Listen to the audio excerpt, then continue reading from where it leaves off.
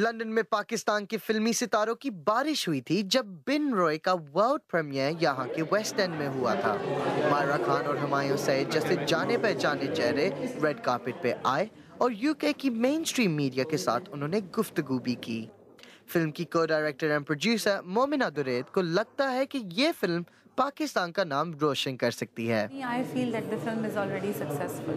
Pakistan film industry के लिए ये एक बहुत बड़ा दिन है। मैं समझती हूँ कि कोई भी पाकिस्तानी फिल्म, आपको पता है 1947 this is the first film that is being simultaneously ये रन हो रही है इंडिया में भी और पाकिस्तान में भी, तो ये ऐसा पहले कभी भी नहीं हुआ।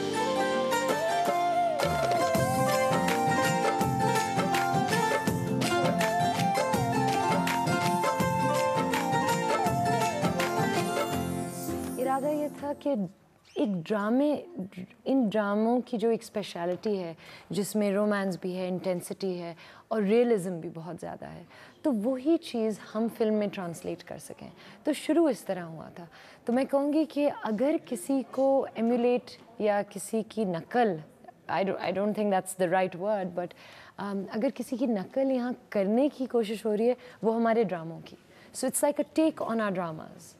अब तक 2013 में निकली हुई वार पाकिस्तान की सबसे कामयाब फिल्म रह चुकी है, लेकिन शायद उसके सोशल और पॉलिटिकल थीम्स की वजह से वो इतना इंटरनेशनल इम्पैक्ट नहीं बना पाई। बिन रॉय उस फॉर्मूला को तोड़ के बॉलीवुड की तरह रोमांस, गाने और डांस के साथ भरी हुई है।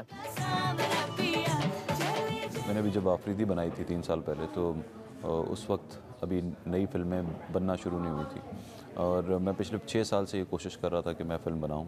और जब मैं बनाऊंगा, क्योंकि मैं ऐसा प्रोड्यूसर हूं जो टेलीविज़न पे बहुत काम करता हूं, टेलीविज़न प्रोडक्शंस भी करता हूं, तो अक्सर कंपटीशन में रहता हूं दूसरे प्रोड्यूसर्स के। तो जब मैं फ़िल्म बनाऊंगा तो बहुत से लोग और भी फिल्म बनाएंगे। अम्मा, मैं आपको एक बात बता, अगर ये नया अंदाज लोगों को पसंद आया तो उम्मीद है कि पाकिस्तान की फिल्म इंडस्ट्री और भी तरक्की दिखाएगी।